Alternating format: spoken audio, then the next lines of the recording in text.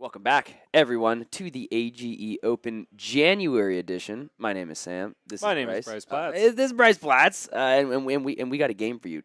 Walk me through the game we're about to see, Bryce. Oh, the game we're about to see is going to be one of a lot of sorrows, I think, and a lot of intense high damage output because we have a newcomer to the meta, -io, who can put up some massive numbers if they're allowed to go wide and if the stars align with what is on top of their deck.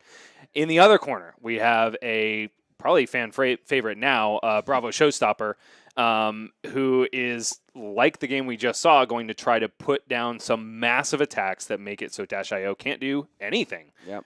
So it's going to be, I think, one or the other, or it's going to be an incredibly grindy game if neither player can get their footing. Yeah, Bravo, the top dog of the meta here at the AGE Open. So we've seen some individuals try to take down the king so far. This is Trent Smith on Bravo Showstopper, and in the other corner, Tyler Horspool, the villain of AGE, calling champion, one of the meanest guys you'll ever meet. You can see him there in just that incredibly aggressive fit he's got going on. Look, that feather boa, it just screams malice. Those sequin glasses means that he can see through the tears of his enemies, and that cowboy hat, I'm sure that means he's ready to ride off into the sunset off the bones of his victories. He just makes me sick, Sam. Yeah, me too. What a mean guy who couldn't actually be nicer, but I can't keep up the facade anymore. I love Tyler Horspool. No, but he's the villain. He wants to be the. He actively wants to be the villain. Yeah. Don't like you, Tyler. Yeah. Get out of here. Yeah.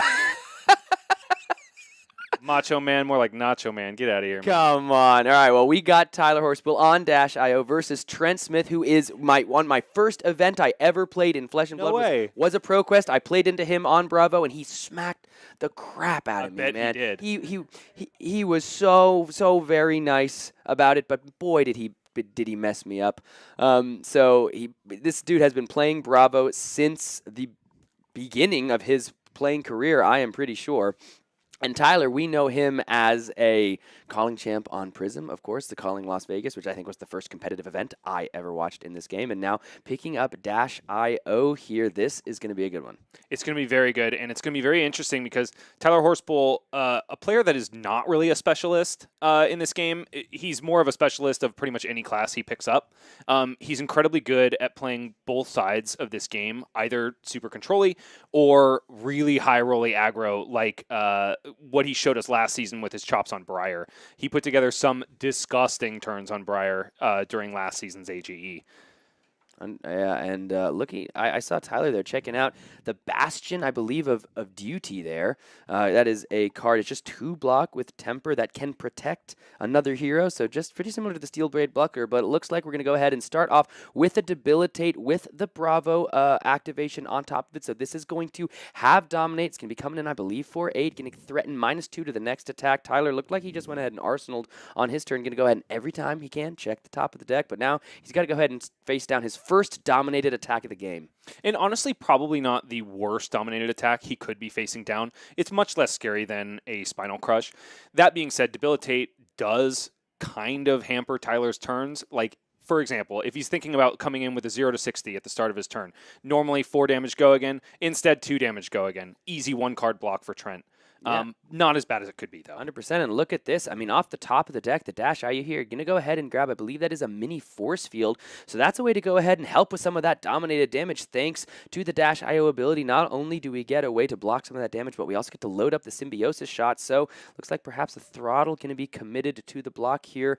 Perhaps that mini force field going to help as well. Looks like just 1 damage, I think, is going to come across thanks to that mini force field. So nice top of the deck cooperating early for Tyler Horspool. Absolutely, and showcasing one of the really, really special things about -io, even though she's a quintessential aggro deck that goes wide, hits massive turns, she can also defend so cleanly. Another example of this is Dissolving Shield off the top into really difficult control-y decks like Azuri, right? You just take a counter off that, block one of those spider's bites. First real turn here for Tyler, going to come ahead in with a Pulse Wave Harpoon, so the effect, not going to be super relevant here. technically, I believe, could reveal a card because he's. Oh, no, he didn't He's even not boost this boosting, turn. no. Yeah, so it's just going to be a 1 for 4, putting a BIOS update to the bottom. Trent still sitting on a comfortable 40, and that sync below from Arsenal is going to go ahead and shore up all the damage. No sync for Trent here, so Tyler going to go ahead and play a little bit more of a patient game to start, as Trent's going to be coming back, still at 40 life. Tunic goes to 2 with a full 4-card hand, and it's just going to be a Spinal Crust pitching 2 blues into it, 1 floating here. Tunic at 2, so not threatening the pummel yet, but this is just 9 damage and a big old crush. This is not what you want to see when you're playing an aggro deck, right? Because it removes Go Again from all of your cards, makes it so doesn't matter if you have the God Hand of the Century. You can't play out all those cards, so you better commit them to blocking here, which furthers Trent's plan to potentially fatigue Tyler out as he boosts cards off the top of his deck. 2 cards being committed to the block here. 3 damage going to come across. Tyler happily not taking too much damage yet. Looks like maybe have a couple items in hand there for Tyler, as this Dash IO is going to go ahead and now play out that backup protocol blue. Looks like we are cranking, and yeah, there is that dissolving shield that you were mentioning earlier. So 2 items in the hand here for Tyler. So we're going to crank the 1, let the other one sit on those full 3 steam counters, get 2 more steam counters on our Symbiosis shot, draw back up, and now it's time for a Tear Asunder into, let's see if there's a Guardian attack that follows this up, because we don't even have to necessarily use the hammer. Yeah, with the Tunic counter and the blue, this is going to be a huge choke slam. I think it was a choke slam. Choke slam? Yeah. That's coming in for 9 with Dominate, whatever it is, and threatening not only whatever that crush is, discard 2 on hit. So not what you want to see if you're Tyler. Perhaps that Dissolving Shield might go a long way, though, on this turn. It really will, and this is probably a moment where Tyler's going to want to commit some equipment here, because critically, Tear Asunder says, if this touches you at all, discard 2 cards. And so you really don't want to lose really expensive cards like the Twin Drive in Tyler Horspool's hand. So if I had to guess, we're going to see a 1-card block, 2 of our equipment, and then the Dissolving Shield to cover up the rest. Yeah, but you have to also think, if you're the Dash player here, really if you're facing down Bravo at all, when do you give that equipment? You only get it a couple times, maybe once or twice over the course of the game. The adaptive plating here could use it for that extra galvanized thanks to that backup protocol blue if you'd like, and it looks like we might be seeing that immediately be thrown onto the combat chain thanks to that backup protocol that Tyler did play last turn. Yes, you could grab another blue and technically go resource positive with it, but it looks like we're just going to commit it to the block value here. So 2 cards, or 1 card plus the equipment plus the Dissolving Shield here. So that's a really nice way that Tyler has navigated that pretty tricky block. Yeah, absolutely. And my mistake, that was not a Twin Drive in hand. That was a High Octane. Also a very high value card for Dash, potentially even more so than the Twin Drive, depending on who you ask. Tyler here sitting at 32, has leaked some damage, but has managed to navigate the first parts of this game without losing too much life. Going to go ahead and crank out perhaps another Dissolving Shield. Going to throw it back to hand first because we're going to come in with that 0 to 60 boost. Let's put a T-Bone into the Banish Zone here. This is going to be 4 with the Go Again. 3 shots left on that Symbiosis shot. Trent still hasn't taken a single point of damage. All of that armor sitting pretty, and that Fate Foreseen, I believe, just from hand, going to once again a perfect 1 card to stop the 4. How weird is it that this is the first boost we've seen all game from Dash IO? Well, I mean, you have to imagine that Dash is very aware that this game could go to fatigue, and if you are boosting recklessly, then you're going to end with no cards left in that deck. As we're seeing a bunch of items come out early for Tyler Horspool. That Symbiosis shot is going to keep ticking up for one of those high octane turns that you just kind of alluded to, as the Teklo core comes off the top and the Dissolving Shield comes down from hand. On a big high octane turn, all of a sudden that's 10 damage sitting on that Symbiosis shot. But first, I believe that's going to be just a big old Cranial Crush coming in for 8 from Trent. He is not letting off the gas. And Cranial Crush is going to make it so if it crushes, Tyler will not be able to draw any cards on his turn, which can be problematic for Dash IO because she makes such good use of Toma Fiendal from Arsenal, correct? And that can really make her turns monstrous. And for those of you that are wondering, as we waxed eloquently of the Teklovas and Evan's plight, he did in fact pair into a Kano. So I asked him how he does into Kano. He says, "Well, I concede into Kano." So it's a bold strategy. It's a bold strategy, Cotton. We're going to see how that works out for him, but we're also going to not do that on the stream. So the Crown of Providence going to go ahead and be committed to this block here, plus the Dissolving Shield. So that should be a total of 5 shored up, thanks to the 2 and the 3. So 3 damage coming across. Tyler going down 229. That crush not going to be relevant here. But that armor slowly being broken from the Dash IO player here. Let's see how this Teklo core is going to be able to hopefully allow Tyler to go on a little bit of the offensive here. 2 resources coming in off that Technical card off the top of the deck. Looks like he's laughing slightly at it. I'm not sure if that's something you want to see if you're a Tyler Horspool fan. Let's see how he navigates the first part of this turn. Absolutely. Wearing that Macho Man outfit, though, I think he would laugh at a lot of things, especially in the face of danger. There is going to be that Twin Drive coming out of the Arsenal, so we're going to go ahead and boost twice. And those are 2 cards that are much more valuable when you play them than when they head to the Banish Zone. But here's the thing. That's probably why he was laughing. Yeah, absolutely. When you're playing this Dash deck, you have to be a bit of a goldfish. You just got to not care about what hits the Banish Zone at any point. This Twin Drive going to go ahead and get 1 card and that armor block out of Trent. So once again, fully blocked out, still sitting pretty at that 40 life. 1 less Spinal Crush to deal with, so that's cool. That's 2 out of Trent's deck. Hopefully he doesn't find the 3rd on the next turn. It's so scary facing down Bravos at any point in the game, right? You just, as the aggro player, you feel like you have to keep your foot on the pedal, from the first turn of the game till the end, because not only is Trent sitting at 40 life, finally using equipment blocks, he has his equipment suite, right? So he's effectively sitting at 50 life. Now, here's the thing. T-Bone, such a good card into these Bravo decks because their equipment is so valuable. This fridge that they have is so important. But here, Trent sniffing something out with that Twin Drive, saying, you just boosted twice in a matchup that could go to fatigue. This T-Bone going to go ahead and come in and take a piece of armor. I'm going to give you the Crown of Providence because I think I might have to be blocking quite a bit on this turn. So using the Crown of Providence effect to take the Arsenal, put it to the bottom of the deck, draw another card to block with Trent really not, has been on the aggressive, on the front foot for the first part of this game, but seeing what's happening on this turn, this is going to be a Spark of Genius, grabbing that backup protocol red because it's cranked, 1 action point gained, going to be able to continue the turn. So Trent here, able to see a little bit of what Tyler's cooking up on this turn and really realizing if I'm going to use that, if I'm going to have to give something to the T-Bone, I want to make sure I am blocking as much as I can on this turn. And Tyler kind of showing us a little bit of insight about his blocks on the previous turn, right? If you remember, the Cranial Crush was coming in, which if it crushed, would have prevented Tyler from drawing any cards. Tyler plays a Spark of Genius on this turn, which draws him a card because he has boosted this turn after gaining his action point from getting the backup protocol red.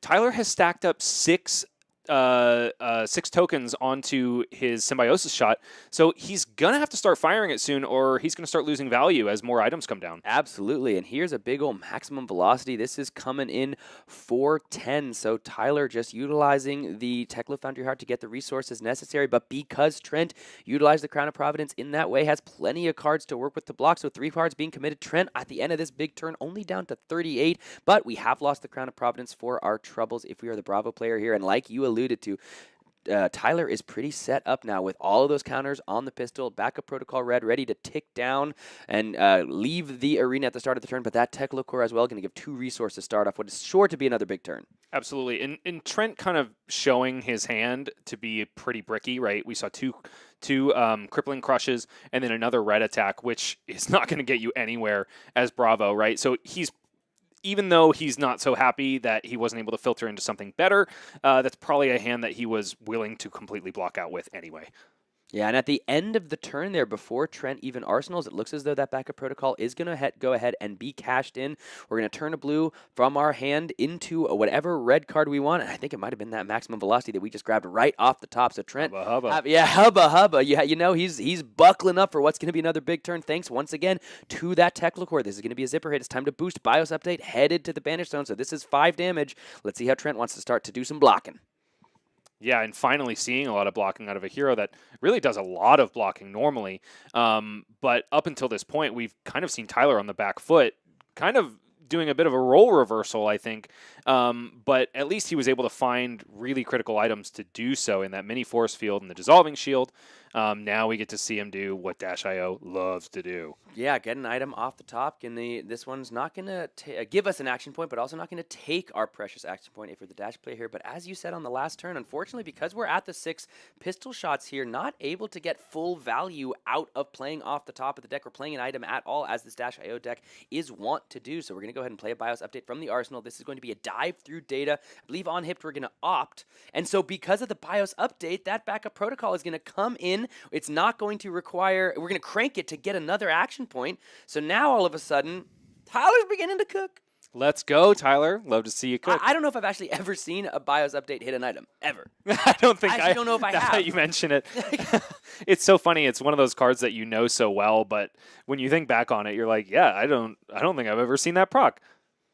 So not going to get the on-hit effect of the opt here. It looks as though we're going to come in for the 2 with the Symbiosis shot, utilizing some of our extra action points, and then go ahead. Now we've used those 2 counters. Trent has taken a bunch of damage, gone down to 32, and that maximum velocity is ready for another big turn. The fact of these backup protocols, able to keep these dash decks from just running through all of their big red threats, so important when you're facing down a deck like Bravo.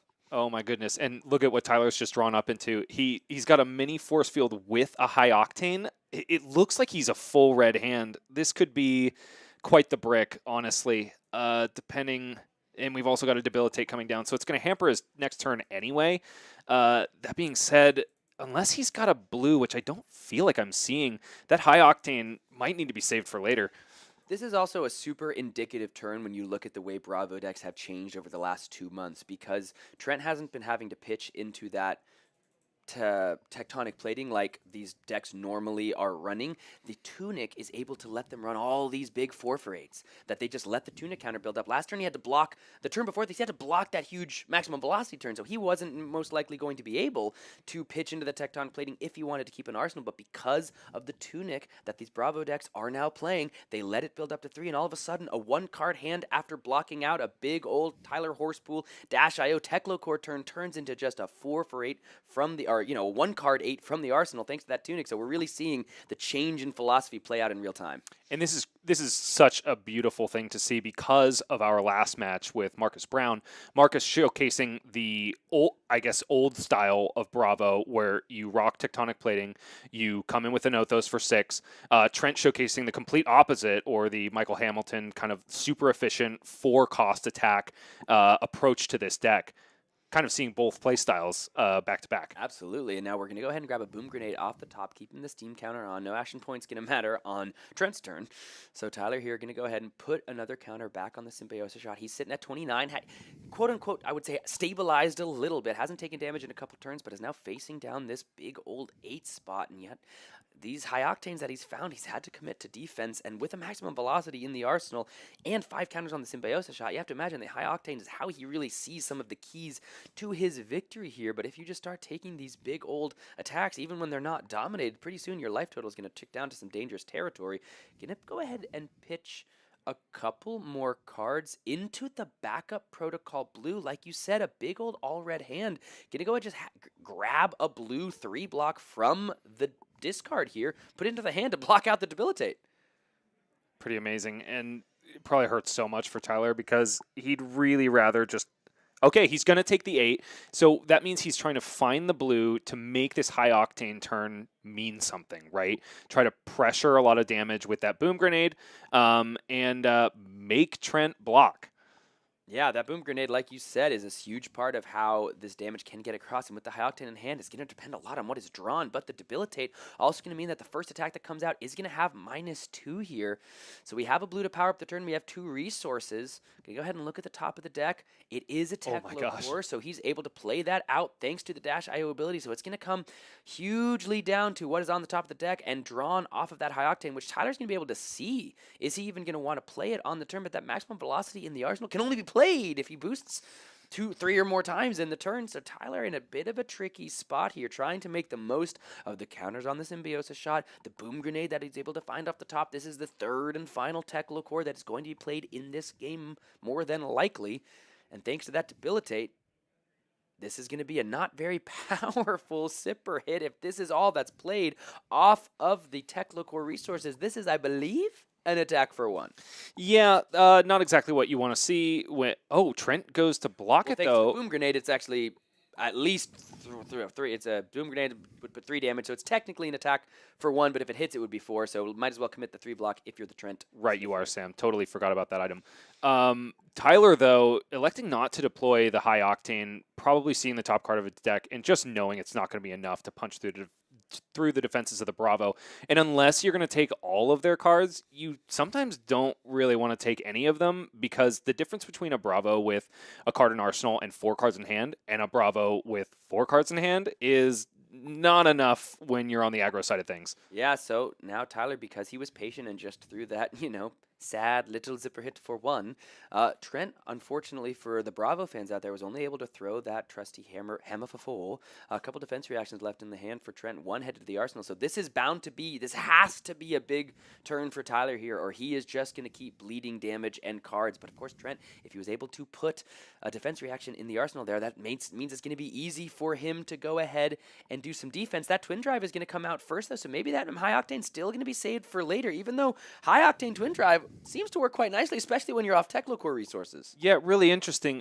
I wonder if he just looked at the top card of his deck, knew he didn't want to draw it. I mean, it was 2 reds that went to the banish zone. Maybe he's just not confident that he has the resource curve to get through this turn. Oh, another maximum velocity in hand too. Yeah, so the twin drive here gonna now. Oh. Like you said, he wanted to boost that card away and must now just be going ahead and gonna grab whatever's next off the high octane. A fascinating sequencing here from Tyler that is certainly not like intuitive, I'd say, when you first pick up the deck. No, definitely not. And Tyler showcasing why he's such a good player, right? Knowing that he needs that resource card to get through the rest of this turn. I think he elects to drop that. It looks like a blue 0 to 60. Yes. And that's probably going to be the difference between him deploying a maximum velocity and him not deploying a maximum velocity. Yeah, and thanks to the high octane as well, going to be able to most likely put some symbiosis shot counters on the back of this as well. So even though the high octane could have represented a little more damage thanks to the symbiosis shot, we wanted to make sure we draw the blue to get those maximum velocities off. This could be pretty big. Trent's got to have some massive D-reacts in order to get through this without taking any damage and triggering that boom grenade.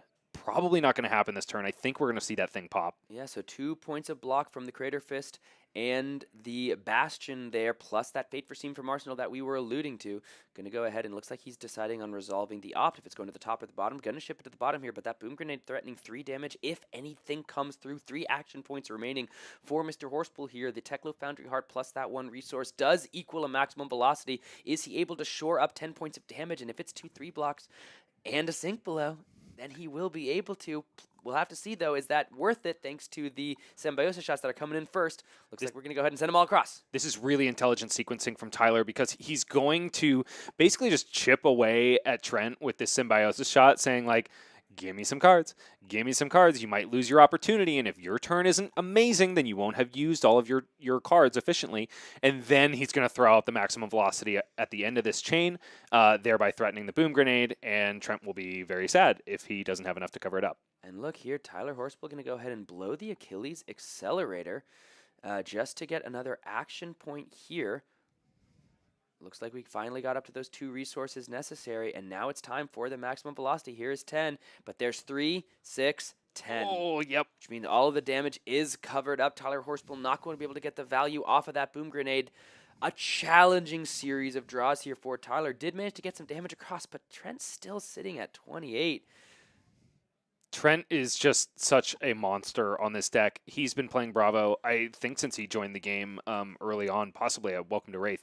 And he's very active on Discord. We know him. We love him. And he's really good at his deck. Absolutely. Now, here we go. Tyler Horspool, still plenty of time left in this game. He's not dead yet. Still got a bunch of cards left in the deck to work with, and this is the final turn of the Techlo Core. We do want to go ahead and see if we can get that maximum velocity out if possible. It does look as though that Quicken token off of the Civic Steps didn't get created, but yeah, so we used the action point off the boots there just to make sure, but Civic Steps, a somewhat new card from the Tolarian Community College. Both players here maybe not having played against them as much, perhaps. Yeah, really interesting to have kind of like a supplemental consumer end product actually have some relevance in CC, right? Both the Civic Steps and the Bastion of Duty being new cards from the Guardian that kind of wasn't supposed to influence competitive play too much, I don't think. Yeah, and let's see, we do have another mini force field and a boom grenade. These are both going to go and come in. One with a crank, one with a no crank. We're just drawing up for Tyler here. So how is Trent going to be able to navigate a turn that he finally is able to put a little more offensive pressure on? This is going to be a disable. If it deals 4 more damage, it's going to put that card from the arsenal on the bottom of the deck. And we, of course, know that card is another maximum velocity, another really useful tool in getting through Trent's defenses. Thanks to the mini force field, we are going to go ahead and shore that up. Not going to have to worry about a crush. The boom grenade's going to tick down. That's a big way to get some damage across. Looks like we have 2 0-60s, hopefully both of them red, and then a twin drive. So it's very likely that we see this maximum velocity deployed here. All right, Tyler Horspool sitting at 15 to Trent Smith's 28 on the Bravo-IO, running through life and running through deck. This is the third and final twin drive. Going to go ahead and put 2 non-items into the banish zone here, which is yes, we're boosting, but we're also just digging for items and digging for action points, so it's fine. Time to go ahead and put the Civics decks in front. Let's see if they remember that quick in here. Yeah, absolutely. Obviously, it's not super important for -IO to get Quicken tokens because all of her cards basically say go again. Wow. Yeah. This is huge. A boom grenade off the top, threatening more damage because only 2 blocks were presented with those Civic steps. But the Oasis Respite from Arsenal going to go ahead and shore up the remaining damage from the twin drive. So even though Tyler was going to be able to cheat some of that damage across, Trent finding every defensive option in the bag there. Looks like Tyler Horspool is going to have some trouble getting big damage across. It's so disappointing sitting in the aggro player's seat. You're staring down a Bravo that has so much more life than you and so much more deck than you. And then you've got this good play coming through. You've got the combat trick, and then they just go, nah, I'm going to show you why I am still the premier defensive deck in this format. Yeah. Then the Tunic going to go ahead and be committed. It's gotten plenty of value in this game. That 4 for 8 off the 1-card hand, the Oasis Respite on the turn. Looks like it's going to be important to try to stop the boom grenades from going off, but here is a maximum velocity. Do we have a way to shore it up is the question. Trent's sitting with a staunch response in hand. Can't tell what color it is. It's a red. Oh my gosh. Can just go ahead and cover it all up, so neither of those boom grenades going to go ahead and trigger here. So Trent just holding down the fort. Tyler can only do, all he can do is laugh as he has tried desperately to string together what are some really powerful and well-sequenced turns, but Trent has just had every single answer. The Tunic counter into the Oasis Respite on that turn, the staunch response from hand. It's tough day. It's a tough day to be the villain. Yeah, I hear that. I am honestly feeling a little bit sorry for Tyler because I've been in this situation so many times, even against Trent, if I'm not mistaken. You're standing in front of a wall and you're punching the wall over and over again, and your knuckles are getting bloody, and there's just not much left in your spirit. And deploying a fuel injector? Interesting. I'm sorry. I don't think I've seen that card in constructed play yet. Draft? Yeah, honestly. Yeah. Since I threw my last couple copies into the trash can. Sorry, -IO players, if I'm mistaken, and this is actually a really good card. There's a reason he's playing it. Yeah, 100%. He's one of calling, and we're sitting in a booth. But, but that is an odd card. This is going to be a Spinal Crush. It's going to be coming in 4-9, and once again threatening to turn off the go again on Tyler's cards. Yes, you can get more action points thanks to playing cards off the top of the deck, but this is once again now just threatening over half of Tyler's life total here. Oh my gosh. Yeah, it's so interesting because Trent has had so many of the defensive pieces that he's needed on every one of these big maximum velocity, high octane turns, but he's also kind of had the pieces he needed right when Tyler has to take his foot off the gas, right? Like we've seen these Spinal Crushes deploy, one of them was blocked with, but we've seen 2 of them deployed at the perfect opportunity when Tyler can't really do anything about it, and now he has no equipment to cover it up. Yep, and this is going to be a backup protocol blue off the top of the deck here. Going to load up the Symbiosis shot. Tyler, once again, just going to go ahead and check. Why not? And now, because we grabbed it off the top of the deck, we can just go ahead and grab another blue block 3 from the deck if we're trying to block, or just a blue card for our next hand, even though the Spinal Crush is going to threaten, again, over half the life total. So you have to imagine Tyler's not only thinking about how he's trying to get Trent down from that comfortable 26 he's sitting at, but also how he's going to try to stay alive as 2-3 blocks going to be committed, 3 damage still leaking across. Turns out these Guardian attacks still hit for big numbers. They sure do. And once you get into, this is exactly what a Guardian wants to be doing, right? Keep their life total high, block out really efficiently, and send massive attacks whenever you can, because the aggro player, especially at the beginning of the game, is going to go, it's just damage. I need to use my life total as a resource. I need to take damage when I can and put together big turns. Now we're in a situation where Tyler is actually potentially going to die, and Trent can keep doing his game plan. Yeah, this is going to be that zipper hit coming across, getting blocked out by 2-3 blocks there, but the Symbiosis Shot going to take 2 more damage down from Trent, going down from 26 to 24. Just the Titan's Fist as a beautiful extended art Thunderquake sits in the pitch zone. Titan's Fist coming in for 4. Again, that's a good chunk of Tyler's life at this point in the game. How is he going to be able to try to string together the turns? He's worked through so many defense reactions. He's worked through all of Bravo's armor here. Tyler going to go ahead and take 4. At this point, all you can do is use your life as a resource and attempt to finish this game with one final big swing. And It's possible in this deck. Yeah, absolutely. And not only that, though, Trent takes out a significant portion of Tyler's life total and plops a Sink Below into Arsenal. Tough. Just ready to soak up some more damage. Tough. There's going to be a dive through data. It's going to eat that Sink Below, meet it for breakfast, have a nice brunch, and go home together. This is going to go ahead and allow for Trent to filter the hand here. No opt going to be represented from the on-hit effect. That was a lovely story. I kind of got lost in that romantic. Sorry, excuse me. Backup protocol coming down from the top of the deck. Going to go ahead and give another action point if we don't crank, but we're going to keep the steam counter on. We're going to take that steam counter right off and turn it into an action point, which means we're going to be able to fire that pistol, which is once again gone back up to 6 shots. And while Tyler has been able to have a couple turns where he shoots it for 2 or 3 times, hasn't ever been able to truly just unload the clip, which is how you get those huge swings of damage across. Exactly, right? Because blocking with cards on that Symbiosis Shot is generally not efficient, right? Because it's costing Tyler 0 resources to fire it, and it's costing Trench a quarter of his turn, basically, to block it out. So that's the instance. It's not the massive attacks that Tyler is sending that are going to leak the most damage. It's these tiny little chips against a Bravo that just aren't efficient to block. Yeah, and that's Starstruck going to go ahead and create a Seismic Surge thanks to that Unity keyword that was brought in Dusk Till Dawn. And once again, we're going to be able, thanks to the Seismic Surge here, to go ahead and just throw another 2 card, but 1 card pitched, 8 damage, Debilitate. I mean, that's just incredibly fortunate here for Trent that he was able to find that Seismic Surge and threaten truly lethal damage. Tyler would have to just, if he wants to keep all his cards, has to put just the Tekla Foundry Heart, but then once again, you're debilitated here. This is tough to see if you're a mechanologist player. Trent showcasing the hyper efficiency of this Bravo list, right? Normally, this is a play that is only doable on turns where you have your Tunic counter up, right? But he has long since blocked with it. Basically blocked like 7 damage with his Tunic, right? Because he had 2 boom grenades out on the board when he did it, and now he creates the Seismic Surge, sends a 2-card 8 at Tyler after he has already blocked with 3 other cards, right? That is massive numbers from that full grip.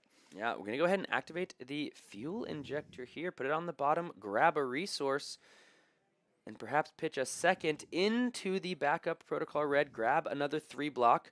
Again, Tyler utilizing every single tool at his disposal to put a couple blocks in front of this, take another no block out of the hand in the boom grenade to turn that plus that fuel injector into another card thanks to the backup protocol. He's a good player, man. We're watching him do some really tricky lines, find some very powerful combos, and put together some good turns, but Trent has just been able to hold down the fort at each and every turn and is now, unfortunately, again, for the Dash fans out there, able to pressure the life total very effectively, given that Tyler's sitting at 6.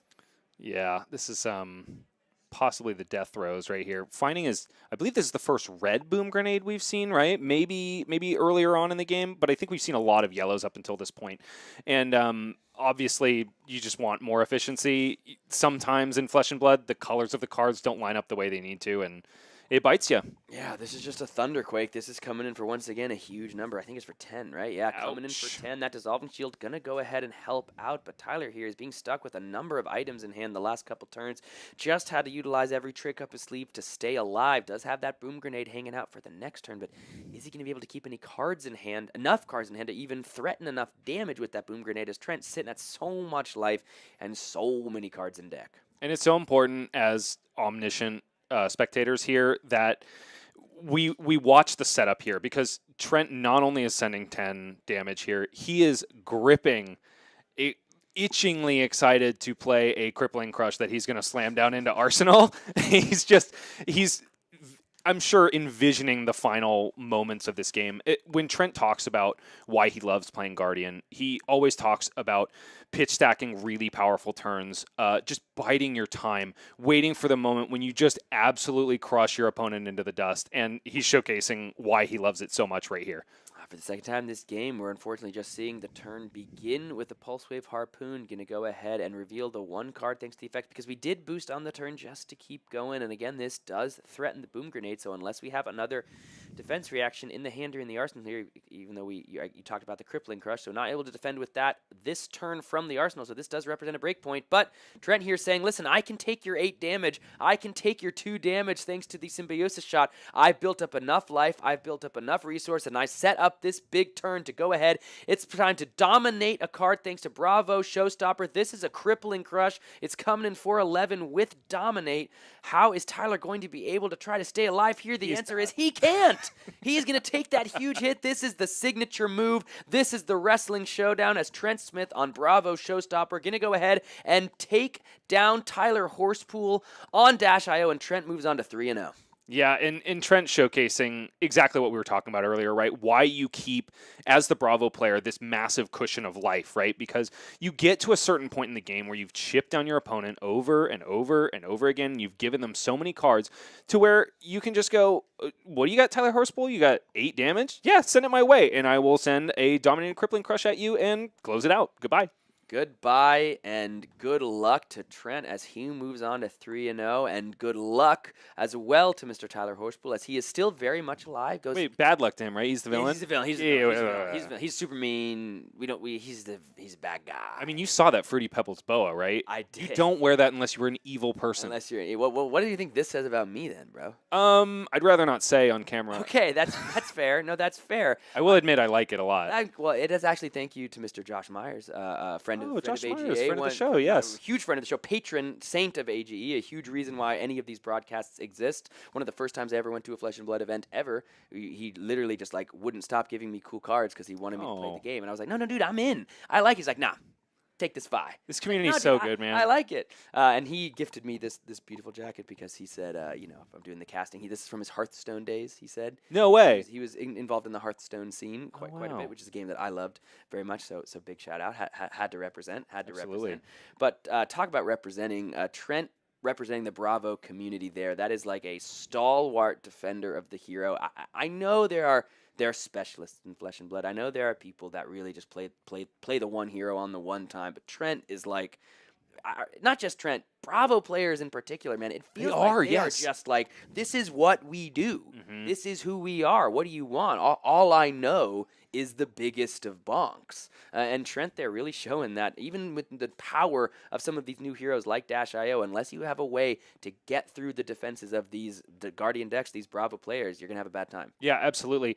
And I think that's also why Heavy Hitters is going to be so interesting, right? Because I totally agree with you that Bravo players are very entrenched in their hero. I mean, Guardian in general, right? Like, yes, Oldham siphoned off some of them, but with 2 new Guardians coming in, it is really interesting to me to see how many Showstoppers are going to leave the fold, as it were, and try out Betsy or Victor Goldmane. I'm curious about both of those Guardians. I'm curious about if Victor, how many Clash cards are we going to see? Yeah. That feels like a pretty limited mechanic, but like if it's really good, all of a sudden, how much gold payoff are we going to see? How much gold creation? How much can we draw cards? Because Victor Goldmane looks like such a POS, but boy, I want to try that deck. He does, right? I don't think there's any world where I could sit with him in my hero box, right? It just feels wrong. It seems kind of fun. I'm not gonna lie. But Betsy, I mean, the overpower and a pseudo like Bravo ability with the being able to pay 2 and give the overpower again. Like there are 2 new Guardians coming into the fold, and we got a Guardian out there that is just wrecking through the field. One of the top most represented decks here at the Open and doing quite well. So I'm taking a deep breath. I was excited by those boom grenades. I was excited by this maximum velocity. Me too. And my excitement went nowhere. This is now the second really, really high tier player that we've seen fall to people that are more part of the local scene, right? Not necessarily calling winners, not Pro Tour participants all the time. I mean, Trent, for example, was a judge at Nationals. But showcasing how powerful some of our original Welcome to Wraith heroes are, right? Yeah. They're here. They're not going anywhere. Absolutely, and when you stick to a deck and when you stick to a hero, you get rewarded even when you face down titans of the game like Mr. Crisaioli and Mr. Tyler Horspool and all the titans that are out there in the LA scene. It's just a room full of killers, folks. We're going to go ahead and take a short break here, and then when we come back, we're going to check in with some of our favorite players, check in with some of our favorite matches, and have some more incredible games of Flesh and Blood coming up soon, so don't go anywhere, and we'll see you in a sec.